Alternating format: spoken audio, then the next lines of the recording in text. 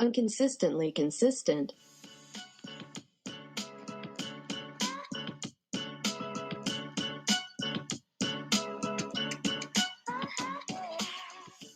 Hello, and welcome back to Inconsistently Consistent, the podcast where we have no fucking clue what we're doing at any time. I'm Melanie. I'm Rachel. Yeah, we never have any clue what we're doing. I mean, we have a plan, but we just go off the cuff most of the time. But this episode, I have no clue what's going on, and you do. We are going back to our root. We're going back to some true crime.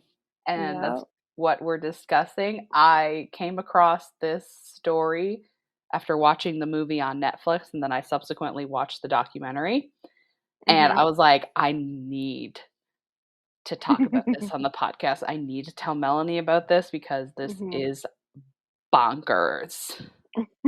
And last time I had done all the case research and told it all to you, but this time we're going the opposite.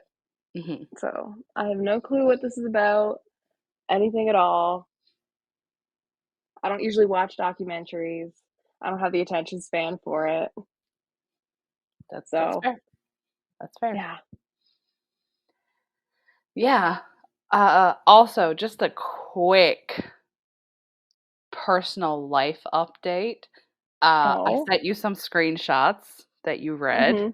Yeah. We are actually going to be having a conversation later to talk about what we said to each other, because we said some more things that I didn't send you, and I'm not going to share because I kind of just want to keep them between me and him.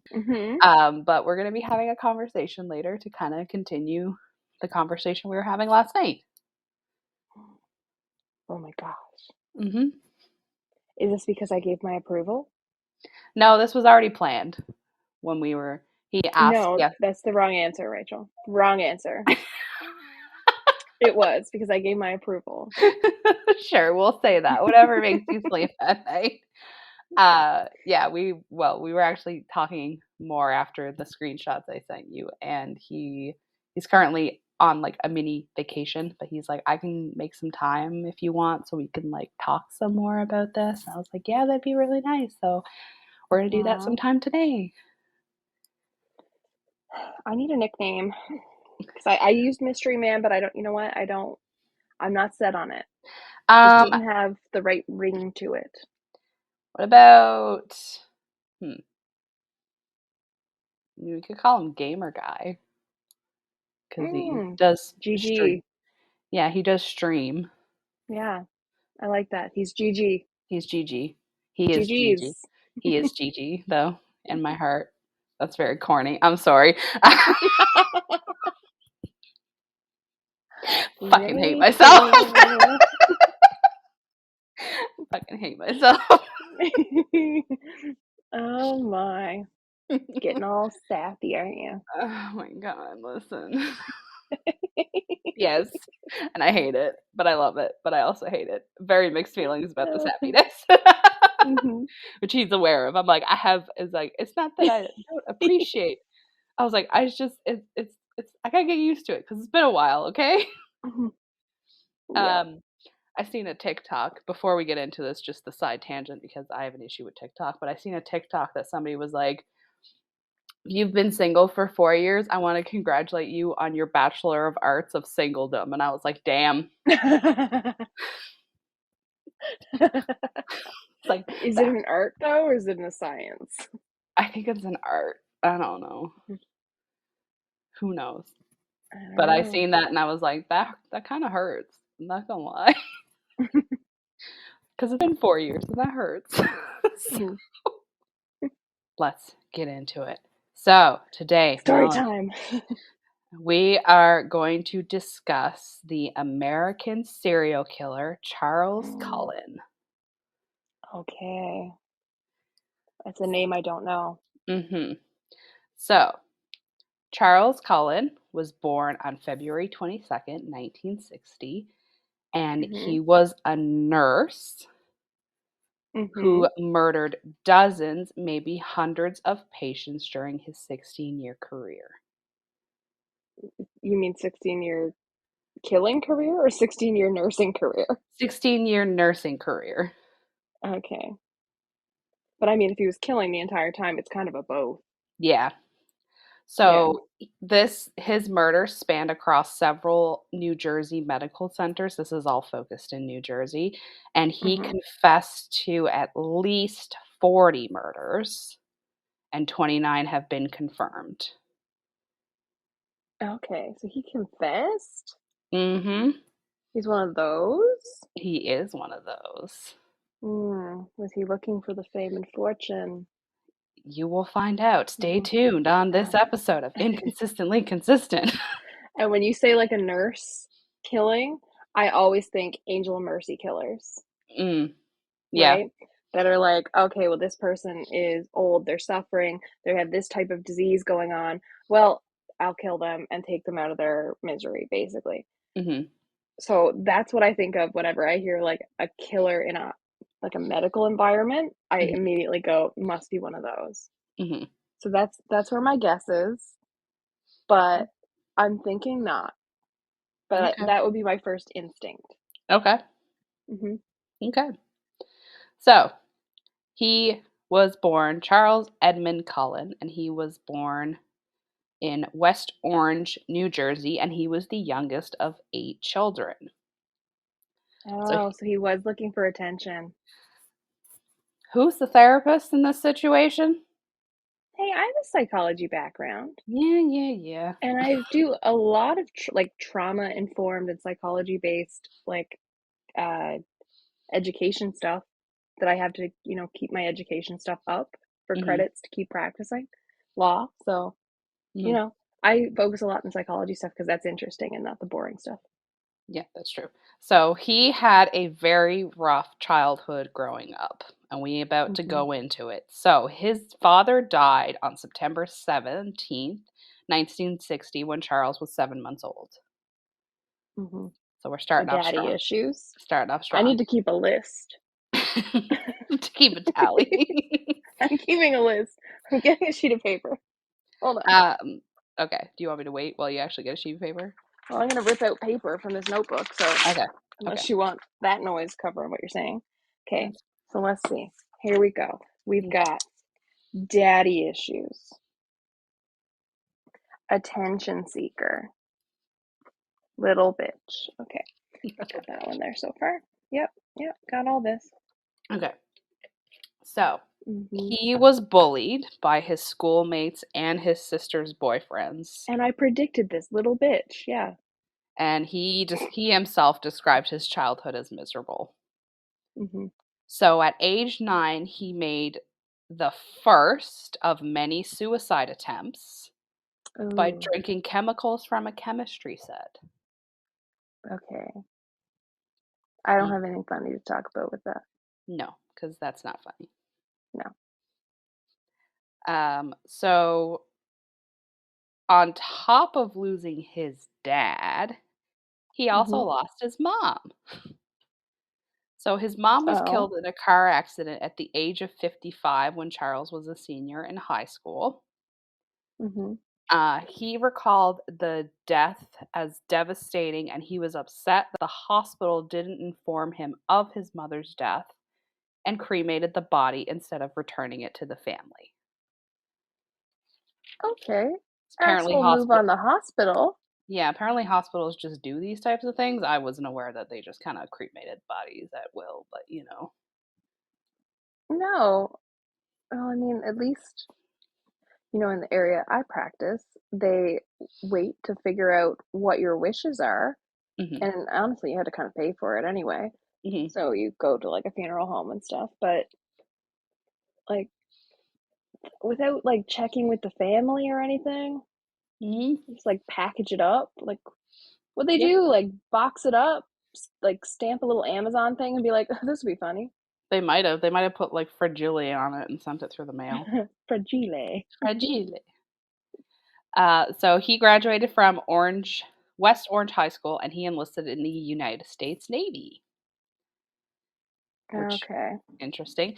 So he served aboard the USS Woodrow Wilson, and he passed basic training and psych evaluation. and eventually rose to the rank of petty officer.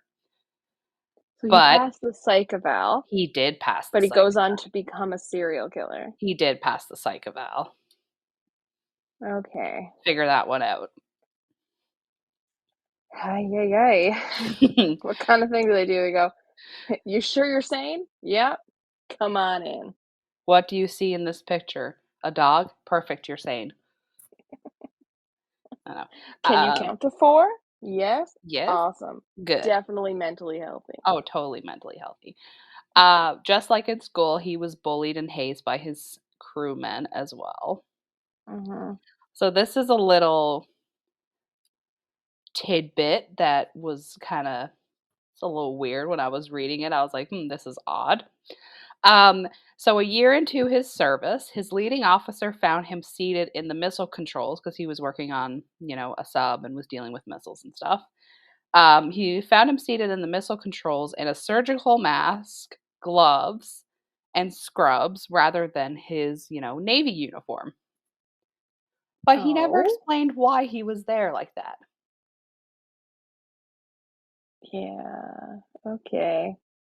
He says, I'll just be here in the missile controls, looking like a doctor or a nurse or something, like I'm about to scrub in for surgery. Just gonna surgically remove these missiles from the submarine and send them off somewhere.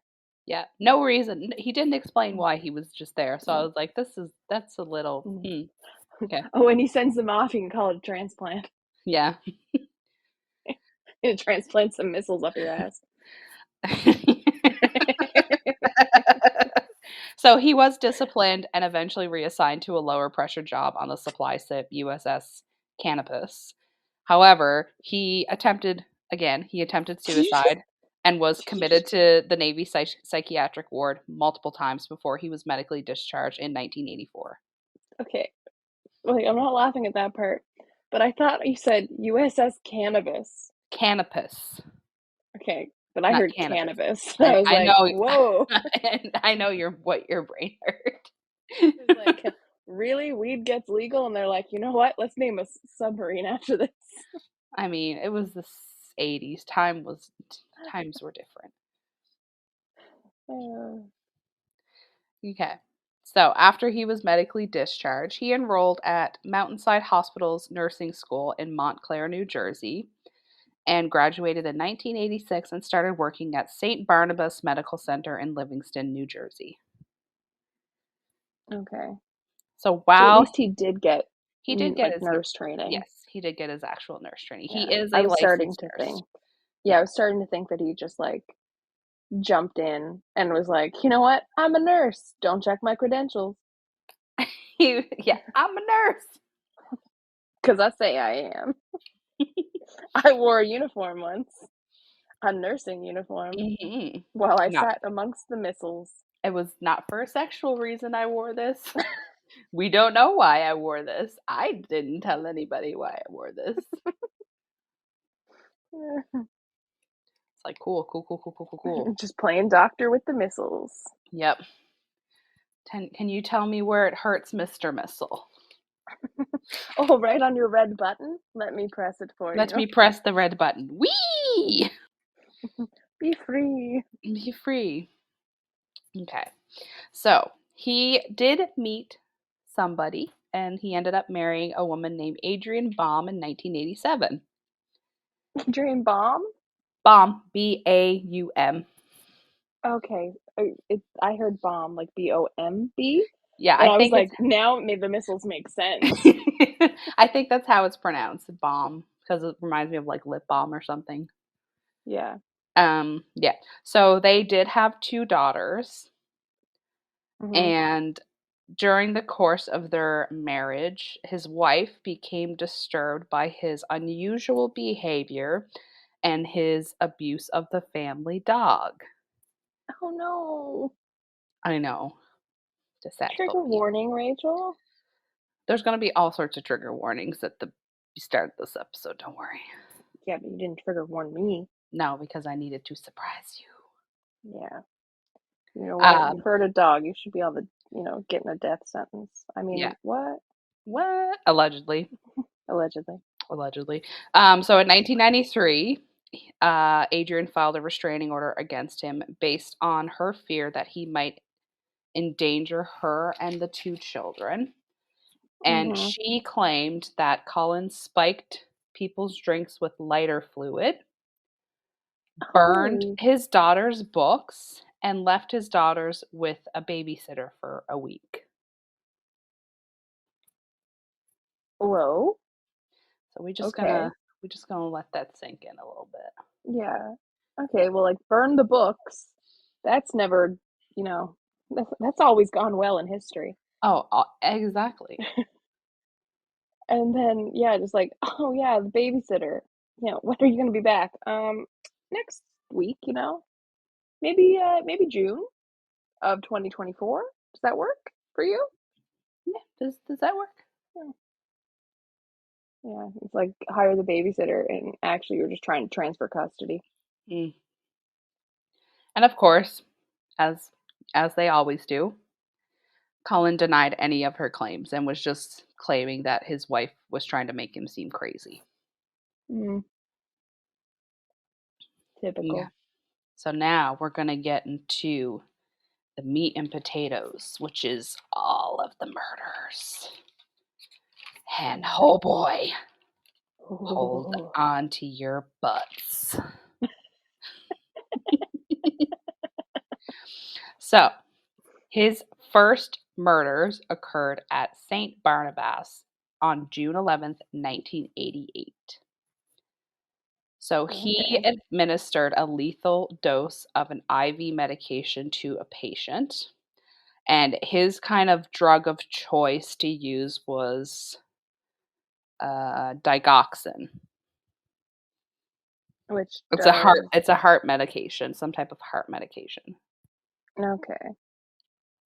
So he admitted to killing several other patients, including an AIDS patient who died after an overdose of insulin. And basically how he would do it is he would insert the medication into like an IV bag with water. Yeah. And then obviously that drips down into the people, how IV bags work. Very scientific description of it from my part. So are you a nurse?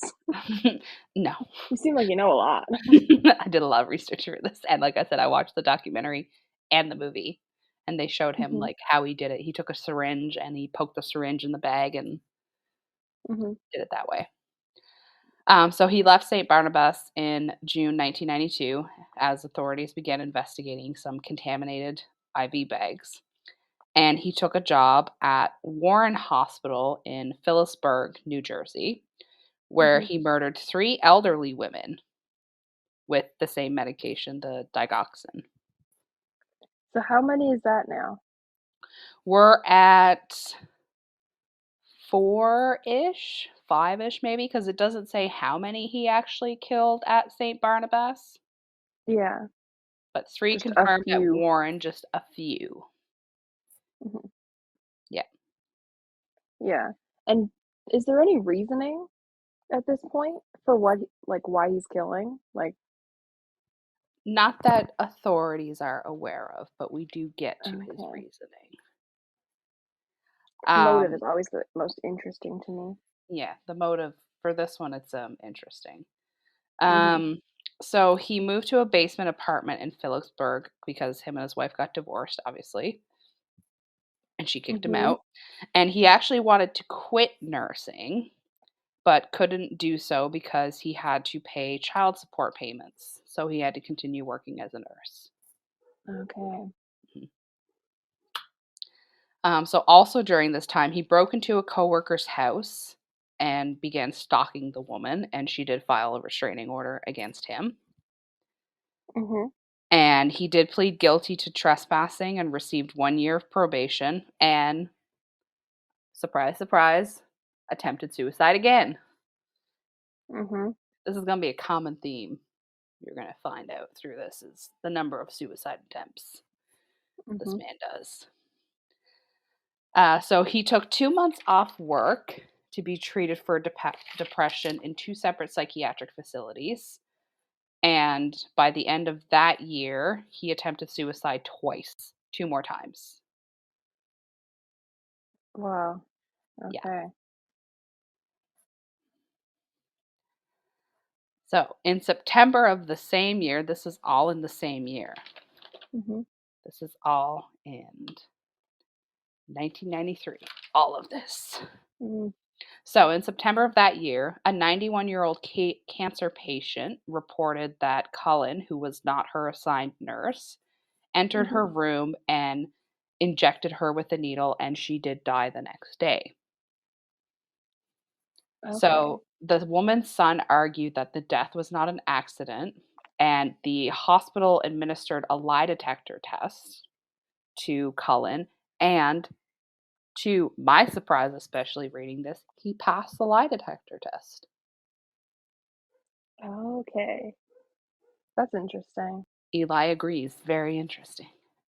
Mm-hmm. You can pass a lie detector. Hmm. But again, like, it seems like the ones that you've listed that he's killed, like a cancer patient, a patient with HIV, I didn't pay attention if there's any other ones. No, there was no other specific ones. Yeah. So like the two that we know of, like, their circumstances. So we have like an elderly cancer patient, and Hmm. then I don't know if there's a description at all. The man with HIV. There was no description. No. Yeah, about like age or anything. So No. right there, I'm still like, could be an Angel of Mercy killer, right? Especially if you see that he's got these um like suicide attempts. So like maybe he's like, I'm miserable, I want to help other people, and like that kind of twisted mentality. Hmm. But I feel like it's not. Though I don't really have any like evidence to support why I don't think that. Hmm. Yeah, don't know. But like it would make sense in that kind of sense with that Angel of Mercy killer mentality Hmm. to go with like a lie detector, because passing a lie detector when you think you've done no wrong and you think you've been helping, Hmm. right? Like that kind of mentality would go hand in hand. Hmm. Besides just someone that knows the tricks to pass a lie detector. Hmm. Okay, keep going, keep going. Okay.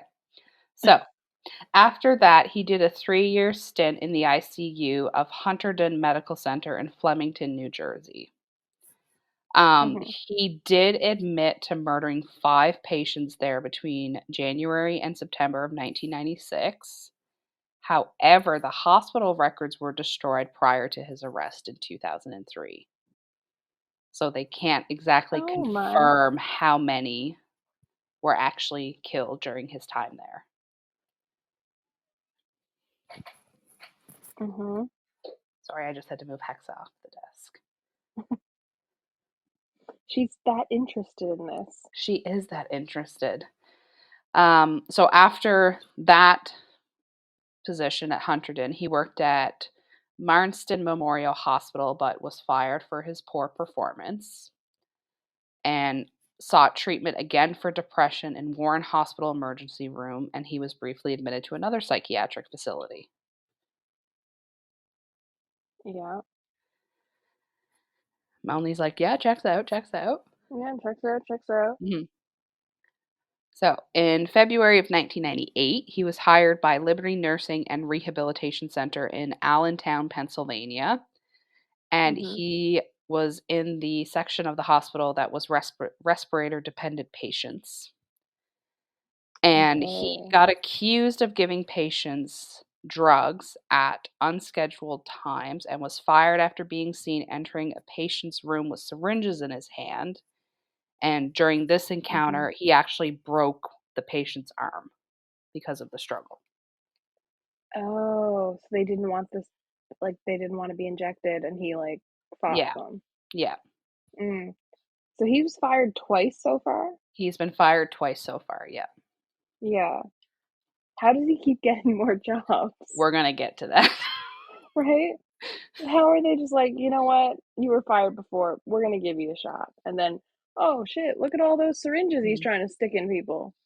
But that hospital, like if he's in like the patients on respirators type Hmm. of area, then like that seems like prime ground for him to kill. Like he just walked into like a supermarket, the murderer kind. Yes. The murderer supermarket. A murderer supermarket. Yes, as we're all familiar with murderer supermarkets. The analogy isn't good, but you know what I mean? Yeah, I know what you mean. It's like a buffet. He's like, "Ooh, I can have my Yes, pick." that's a Yes. better way. Just like murderer supermarket. Murderer supermarket. But instead, you go and you just eat whatever you want, at the murderer supermarket. Pretty much. Like a buffet. Pretty But much. not a buffet. But not a buffet. Because that would be too simple. That would be way too simple. Okay, so he was employed at Easton Hospital from November 1998 to March 1999. And on December 30th of 1998, he murdered another patient. And they ran a blood test on this patient and showed that there was lethal amounts of digoxin in the patient's blood. So this is kind of his MO at this point. Yeah. The hospital did do an internal investigation, but it came up inconclusive. Of course. So you were asking, how does he keep getting jobs? He continued to get more jobs because there was a national shortage of nurses. And they're like, even with better someone that keeps killing people than, someone that's unqualified. Well, they probably didn't know that he was actually killing people yet, so. I mean, I don't know. By this time, someone should have flagged this. Like, he got in a fight with a patient trying to stab them with a syringe, and they fired him for it at one of these places. And they're like, nah, no red flags here. Yeah. So this is the thing. Even with his history of mental instability and the number of deaths, he could still find work because there was no reporting mechanisms yet that helped identify nurses with mental health or employment problems. And but liability. references. I know, but they could they might just fudge the reference. And liability concerns made hospitals unwilling to take action against him. Because think about it. If you're a hospital that comes out and says, yo, we hired this nurse who has a history of all this mental illness, multiple suicide attempts, 4 psychiatric commitments, and he's been killing patients, that's just a whole can of lawsuits waiting to happen. That's why that inconclusive for that it's investigation, like the internal investigation that you mentioned about that woman dying was like, why are you inconclusive? Were you actually inconclusive, or were the results made to seem inconclusive? Yeah, so is it more like, well, we don't want to get sued. Inconclusive.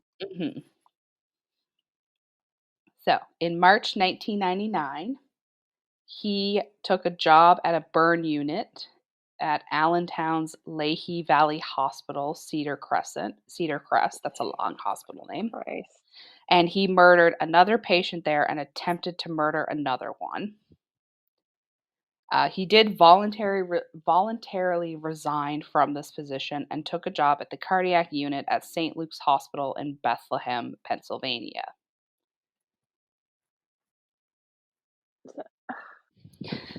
Just what the fuck? So he voluntarily resigns. Yeah, voluntarily in quotes. But resigned there, right? After he attempted to murder another one? Who knew he attempted? Probably a coworker. There's a few times that some coworkers have tried to say something, but the hospital was just kind of shush them. Fuck.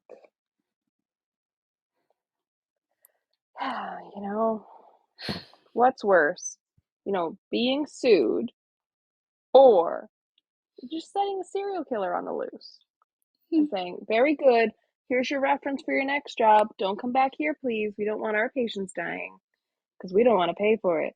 But you want to go do it at, down the street, go ahead. We'll help. Yeah. So on January 11th, 2000, he again attempted to commit suicide by lighting a charcoal grill in a bathtub and hoped to succumb to the carbon monoxide poisoning. Is it bad that I'm like, the more times he attempts, I'm like, I hope this one's successful. No. Because it just ends his like reign of killing everybody. So the neighbors smelled smoke and they called the authorities and they came to rescue him. So he was taken to a hospital and a psychiatric facility, but was returned home the next day. Yeah, because they don't want him anywhere near the hospitals. But also they're like, he'll mental just health. start killing his like, co-patients. I don't know. Fellow patients. There you go. His co-patients. I was like, co-patient? That seems wrong. I'm thinking like co-workers and colleagues, and I'm like, this is not the word I'm looking for. No, co-patients. That's it. Definitely not the word you're looking for. As you can tell, I have a migraine. Oh, already? I had one all day. Okay, I was going to say, oh, I'm sorry. I gave you a migraine. No, I've had one all day. Okay, so here's the thing. No one suspected that he was actually murdering patients at St. Luke's until one of his coworkers found some medication vials in the disposal bin. And the investigation did reveal that he was the one who took the medication.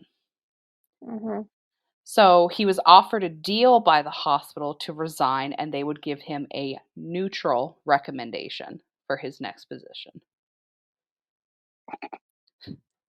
Oh, how reprimanded he was. I know.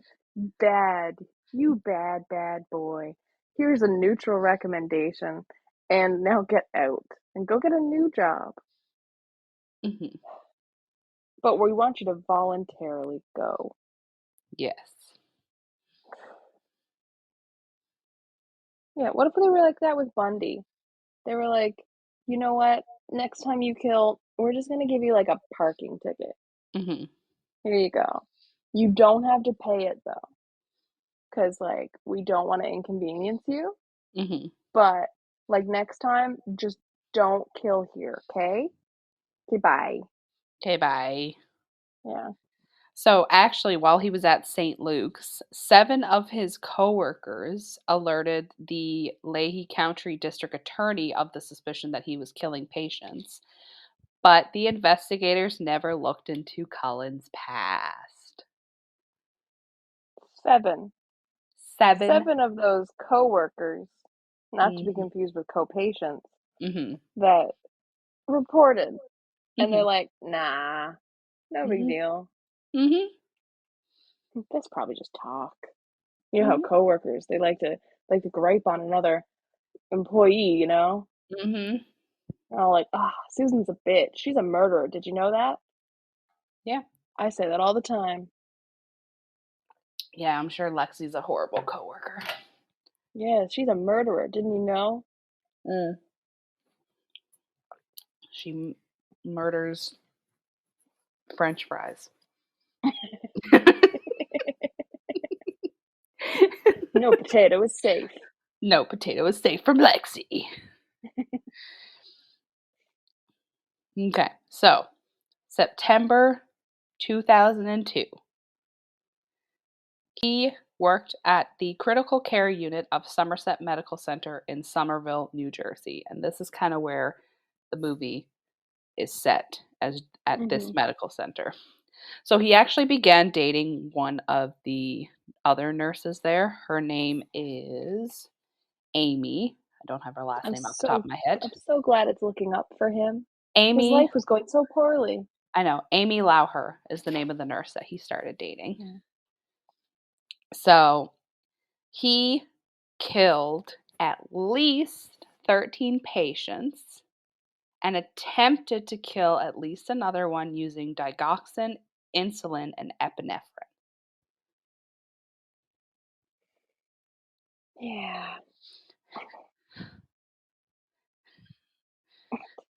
I don't know what to say anymore. So he unsuccessfully attempted to murder Philip Krager. He was an older patient, and he actually did survive, but did pass away from natural causes 6 months later. Mm-hmm. Allegedly. Allegedly. So Somerset Hospital actually began to notice his wrongdoing when he was accessing rooms and records of patients that he was not assigned to. And Notice. yes, one of the So things that glad someone's noticing something. I know, right? And one of the things at this hospital is they had a computerized drug dispensing cabinet that showed he was requesting medications that the patients had not been prescribed. So they had a way Mm, to track, because in the movie and in the documentary they confirmed that you had a specific code assigned to you.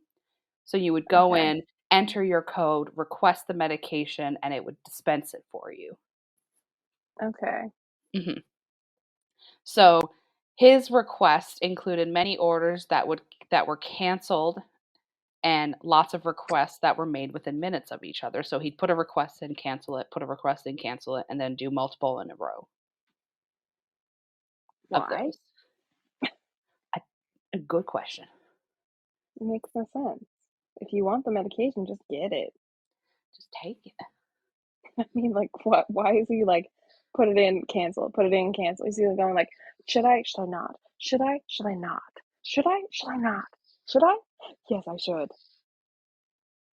Like, what the frig? It's like, like thing where you like pick petals off flowers. Like, does Mhm. he love me? He Does he loves not? It's me. like, He loves me should I not. kill He them? loves Should I not? Should I kill he them? loves me. Should I He not? loves me not. He loves me. He loves me not. So, yeah, that was like the weird thing, because in the movie they pull those records and they can look through, and like Amy ends up actually helping the police, and she's able to Mhm. identify, like, oh yeah, this is this drug and this one was canceled. This was a request that was put in, then it was canceled again. Yeah. Mhm. So So in he July, didn't use someone else's code? no, he used his own code. I thought he would use his girlfriend's. Because, No, like, that would be smart. that would be smart, but no. Not as smart as you should be. Hmm. I mean, you shouldn't be. Yeah, When don't kill people. yeah. But, I mean, like, not as smart as he could have done that. But, Hmm. like, I thought that was the whole point of the girlfriend. No, I so thought that's where it was going to basically, go. kind of little backstory. Amy, she's a single mom. She Hmm. had a heart condition, Mm. and she had just started at the hospital, and she was told by her doctor that she needed to get surgery, but she had to wait her 3 months until her health insurance kicked in, so she couldn't go off. Hmm. So he actually caught her one day because she fainted due to the heart condition, and she hadn't told anybody else about it. So he was helping her with her rounds and stuff. Okay. Which was just ideal for him. Now he has Hmm. a reason. Yeah. So yeah, he was helping her with her rounds to make sure she was resting and everything because of, her heart. And he was like, "Oh, just take it off." She's like, "I can't. I'm a single mom. Like, if I take it off now, I don't get the insurance and everything." And obviously, we know the healthcare system in the Hmm. United States is not the best. Nope. Not unless you Um, got a whole bunch of money to throw at stuff. yep. So that's kind of how they interacted with each other. And then they eventually started dating. So in July of 2003, the executive director of the New Jersey Poison Information and Education System warned the Somerset officials that four suspicious overdoses indicated Hmm. that there was a possibility that an employee was killing the patients. Hmm. Yeah, so now we're starting to people Yeah, stuff is starting to starting to get put together. yeah. Um So, a patient died of low blood sugar in October 2003, and the hospital alerted the New Jersey State Police. Basically, the hospital got in shit for failing to report a non fatal insulin overdose that Cullen administered in August. Okay. And Somerset actually fired Cullen on October 31st, 2003, and they fired him on the premise that he lied on his resume About what? about his employment history. Oh, did he like edit it? Yeah, he did edit some of it, so they fired him for that because they didn't want to actually deal with that. Yeah, let's not deal with the serial killer. Let's just Hmm. say, you know what, like this, you said you were at, St. Luke's for 1 year, but you were there for 2. You know what? We gotta let you go. Hmm. But you kill who you want to kill, right? Like we don't want to get in your way. You do Yep, you. yep, pretty much. So Amy was the one who actually alerted the police officers because she became concerned about his records of assessing the drugs and the fact that he was Mm-hmm. always around when the patient died. That was the thing. So every time a patient died, Mm-hmm. when they would like, I don't know what the codes are at the hospital, but he always happened to be there. Yeah. So, Go Amy. alrighty. So now we're going to get on Amy's to the his hero of this story. arresting and his sentencing. Okay. Are, are you ready? No. Okay. So But he yeah, go was ahead. arrested on December 12th, 2003. And he was actually arrested in a restaurant. Him and Amy set up a sting with the police officers to get him. Okay. Is this the movie um with Sarah Paulson? No, it's the movie with Eddie Redmayne and Jessica Chastain. Uh well, Sarah Paulson's in something about a nurse, isn't she? I don't know, maybe. It's on Oh, Netflix. There's something nurse. yeah, this one's on Netflix as well. Yeah. I think So there's a series though. I never it might watched be. it. Yeah. So he was charged with 1 count of murder and 1 count of attempted murder. Mm-hmm. However, he did admit to the homicide detectives, who were Dan Baldwin and Tim Braun, that he murdered a patient, Florian Gale, and attempted to murder Jin Hyung Han. I probably butchered that name. I apologize. He did plead guilty to killing 13 patients Mm-hmm. in total. And he made an agreement with the police that he would help them and cooperate with them for not seeking the death penalty because they wanted to seek the death penalty against him. Okay. So in November 2004, he pled guilty in Allentown to killing 6 patients and trying to kill 3 others. He also is kind of an ass because he repeatedly interrupted the proceedings by taunting the judge to the point that they actually had to gag him in court because he was saying, "Your Honor, you need to step down. Your Honor, you need to step down." Yeah, that'll get your judge to really like you and give you a good sentence. Mm-hmm. That'll help. Definitely, yeah. So they had to gag him because he kept repeating that. I have seen cases where they've removed, but it's like in more recent years, they've removed the person from the courtroom and put Mm-hmm. them in another courtroom by themselves with just like security Mm-hmm. and that for doing stuff like that and um basically just muted them because they wouldn't shut up Mm-hmm. because they're on like a video then. Mm-hmm. I gotta show you the video after. It's insane. This guy like builds a fortress of boxes and folders. He's supposed to be representing himself, and he's that bad Oh my that they god. booted him out of the courtroom, put him in another one, and he just like built up a little fortress and hid behind it. Oh my god. Yeah. It was bad. It was kind of funny to watch, though, but just because the ridiculousness of it. But yeah, he's not all there mentally. Like, No. definitely has. I don't know if it's drugs or something, but this guy was just not right. Mm-hmm. Okay, but anyway, this guy has been gagged in court. Yeah, he's been gagged in court. So he was sentenced on March 2nd, 2006. And he was sentenced to 11 consecutive life sentences and it's not eligible for Ooh, parole until June 10th of 2403. 2403. Holy shit. So he gonna be dead before he's even eligible for parole at this rate. He's gonna be dead many times over. But I read that I was like, 11 consecutive life sentences. Sheesh. Yeah, that's a good sentence. Mhm. Good job, Judge. Mhm. You don't need to step down. All right. So you've been asking the whole time, why did he do this? What was his motive? Yes, and you've been torturing me by not letting me know. I know. So now, this is in his words. Charles said he overdosed patients to spare them from being seen going to cardiac or respiratory arrest and being listed as a code blue emergency, which I guess is what happens when you go into cardiac or respiratory arrest. Yeah. And he couldn't bear to witness or hear about attempts to save the victim's life.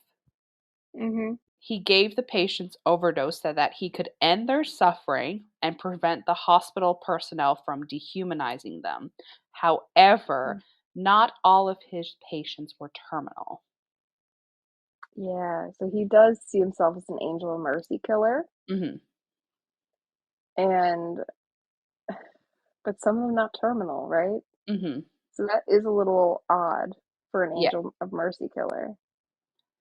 Yeah. So I think it back to how the hospital treated his mom when she Mhm. died. And I think he doesn't want that to happen. But yes, a lot of the patients he treated weren't terminal. There was one that was about to be released, like the next day, Jeez. and he killed her. So like the daddy issues not so prevalent. The No. mommy issues, Yeah. that's the big kicker here. Mm-hmm. How dare the hospital dehumanize somebody by trying to resuscitate them? I know, right? Bad, How, bad how hospitals. dare the how dare the hospitals do their jobs by trying to resuscitate people? Yeah, I mean, trying to save people's lives. What do they think they're doing? Oh, I know. Friggin' fascists. What kind of hospitals do they think these are? This isn't communist Russia. Every life doesn't matter. In Don't Soviet they know Russia, these things? hospital revive you. In Soviet Russia, hospital kill you. Yes. You kill hospital. Hospital kill you. I'm So, kind of disappointed he's just an angel of mercy. I mean, he's a messed up angel of mercy. He's kind of an angel of mercy, but not really. Just the fact that like his patients weren't terminal, you know? Yeah, Like but that's I where his mentality is, right? yeah, that's his mentality behind it. Yeah.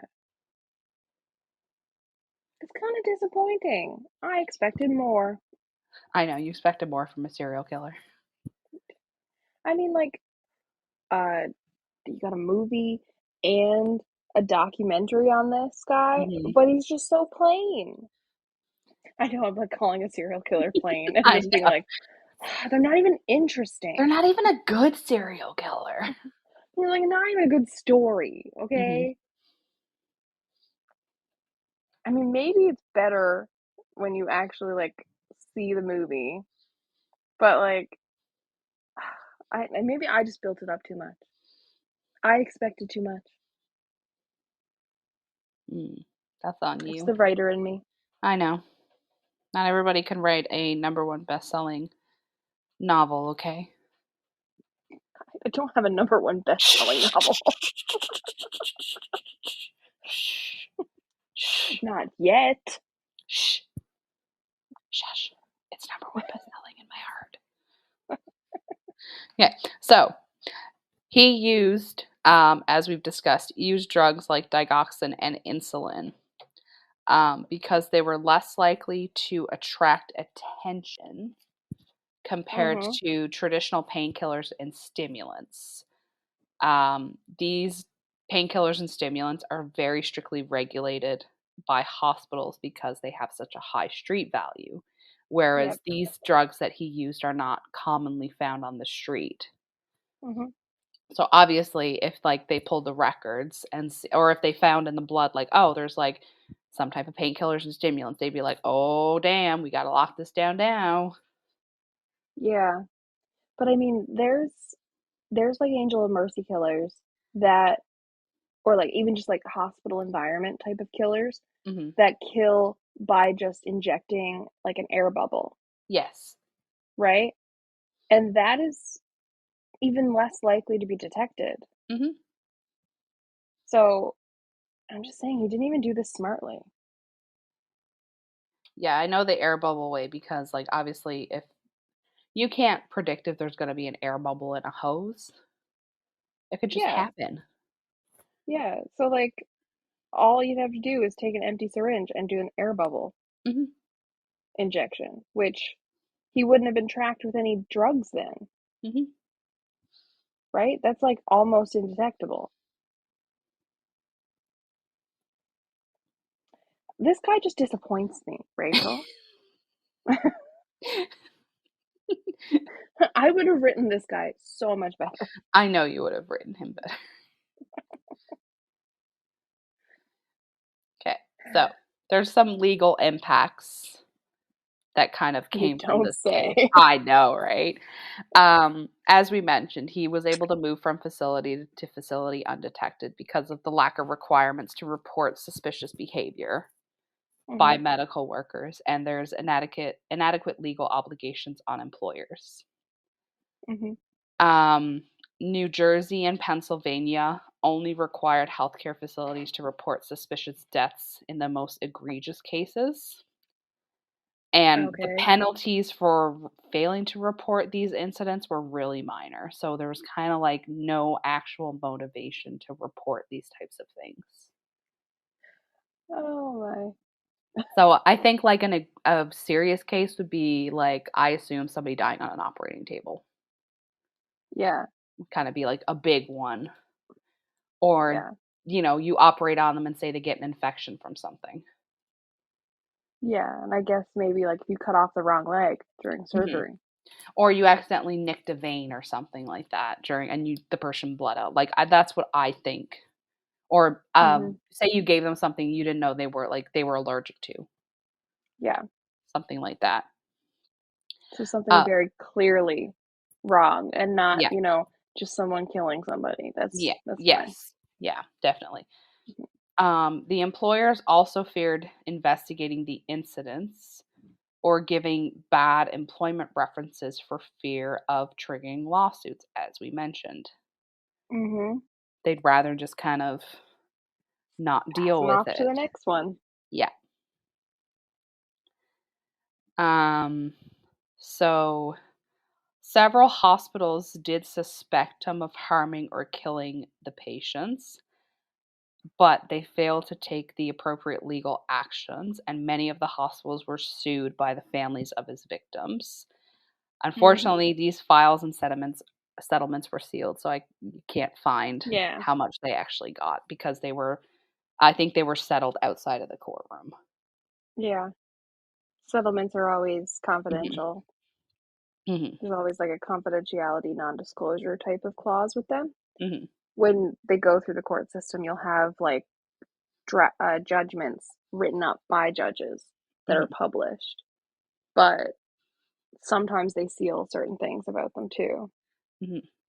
depending on what kind of information Yeah. A is lot of given. his coworkers did try to informally prevent him from being hired or tried to get him fired as well because some of them did start to suspect.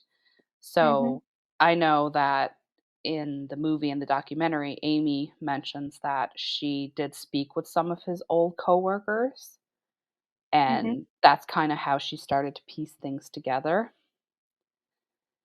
And actually, the movie starts off with, I think it starts off with a code blue or one of the codes. I don't know the codes. Don't come for me, hospital people.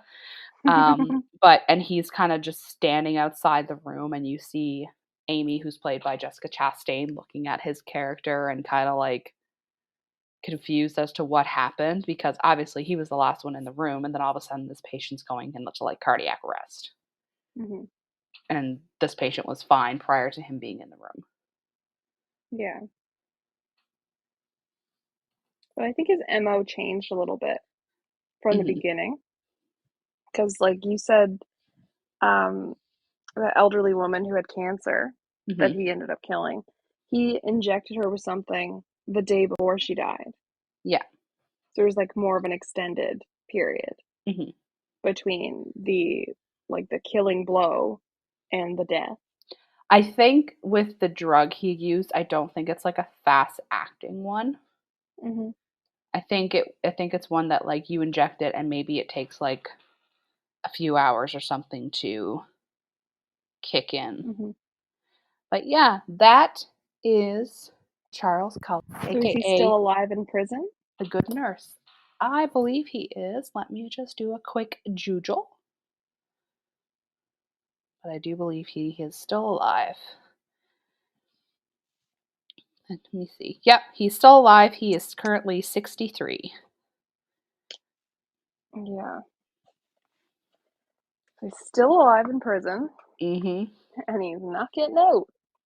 He's not getting out anytime soon.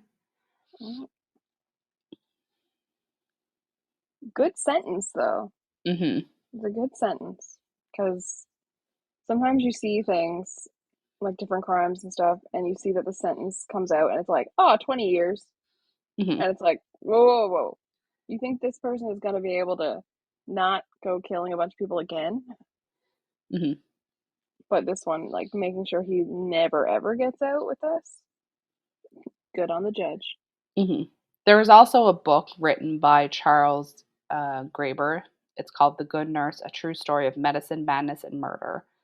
And the Netflix film was adapted off of this. But, yeah. That is the story. What a piece of shit. He didn't even do it very smart. No. Right? A stupid piece of shit. So I'm just looking up some information about Amy. So Amy didn't see him as a mercy killer. She's seen him as a cold-blooded murderer. Which, like, I kind of get. Well, the fact that he went back and watched. Like he said, like you said that he said he couldn't bear to watch the people suffering. He couldn't bear to watch the hospital dehumanize them. But he went back and watched them die.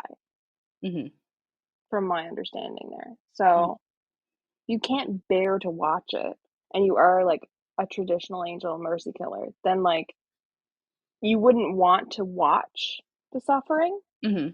By that logic, like you might stay around to make sure the person actually dies and dies peacefully if you're an angel of mercy killer. But a lot of times you see angel of mercy killers that just basically give the drug or do whatever they're doing to actually kill somebody and then peace out.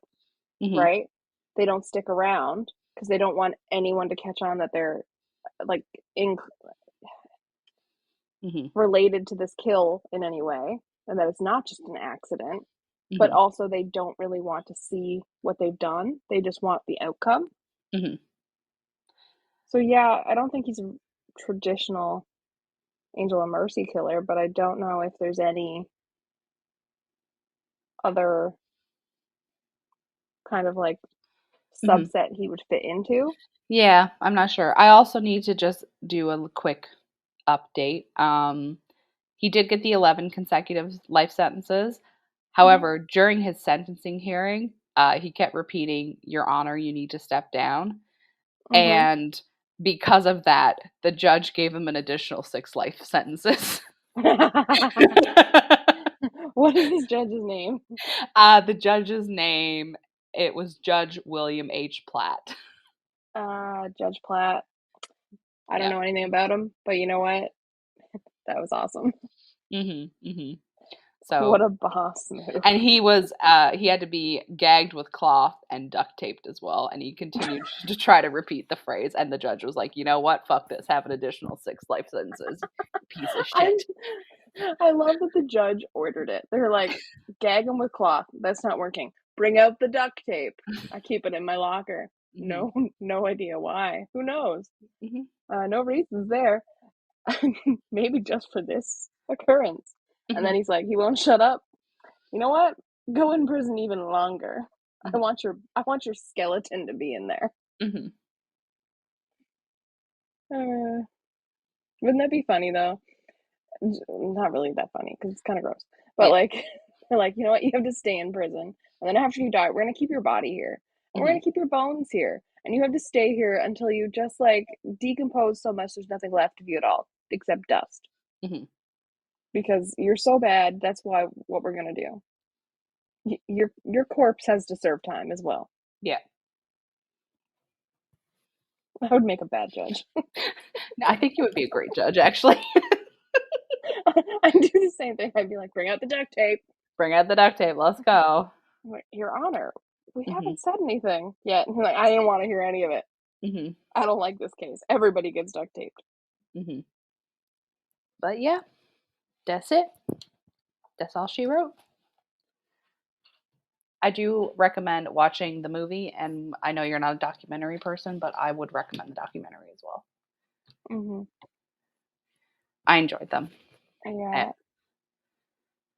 I could probably watch the movie, but I'm not good with documentaries. They're too long, and there's not enough va-va-voom, you know? Like in a movie, you have like a narrative story and I can follow it. But in a documentary, I don't have a detention span. Like I'd have to watch it in like 5 different settings, even if it's only like an hour and a half. Yeah, I think this one's a fairly short, quote unquote, documentary by documentary standards. But yeah.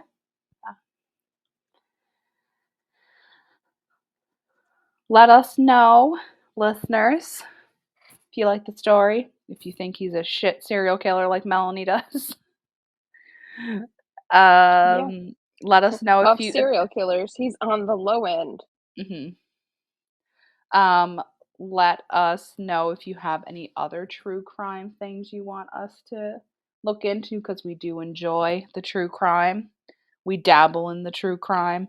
Melanie wrote a book about crime. Take a shot every time I say crime. Fictional crime. Fictional crime.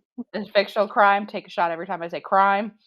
You want to see a serial killer, he's fictional, but like way more interesting than this guy and smart about it too. Yeah, read my book, The Toy Maker. You can find that information on melanieflynnbooks.com. It's also going to be listed in our episode description. You can find me. I'm _RachelVR_ on TikTok and Instagram. We are Inconsistent Podcast 1 on Instagram and Inconsistently Consistent on Facebook. And you can find me at Melanie Flynn-author on Facebook and at Melanie with an extra E on the end 427 on Instagram. But all of my links and information is on melanieflynnbooks.com, as well as our podcast website page. Remember to go check that out. You remember to rate, review us, leave a comment, say man, this guy sucks. Yeah, Or you can say Demented Squirrel Brain Man was way better. yeah, Demented Squirrel Brain Man was pretty cool. It's a callback to our first ever true crime episode. Yes, I said, and if you have any suggestions of true crime things you want us, maybe ones that are not so mainstream, because we're trying to stay away from like Ted Bundy, Jeffrey Dahmer, Zodiac Killer, oh my God, Richard Ramirez, the Night Stalker, that's him. Yep. We're trying to stay away from those ones. So if you have any lesser known ones you want us to talk about, let us know. We'll look them up. We'll do an episode. If you'd like us to do an episode just talking about, dumb things criminals have done, I'm down. I love to just rag on criminals. We all love tell to them they should do it better. We all love to rag on criminals. Okay. So, yeah. Bye. I think we're forgetting something. What are we forgetting? Bye. Bye.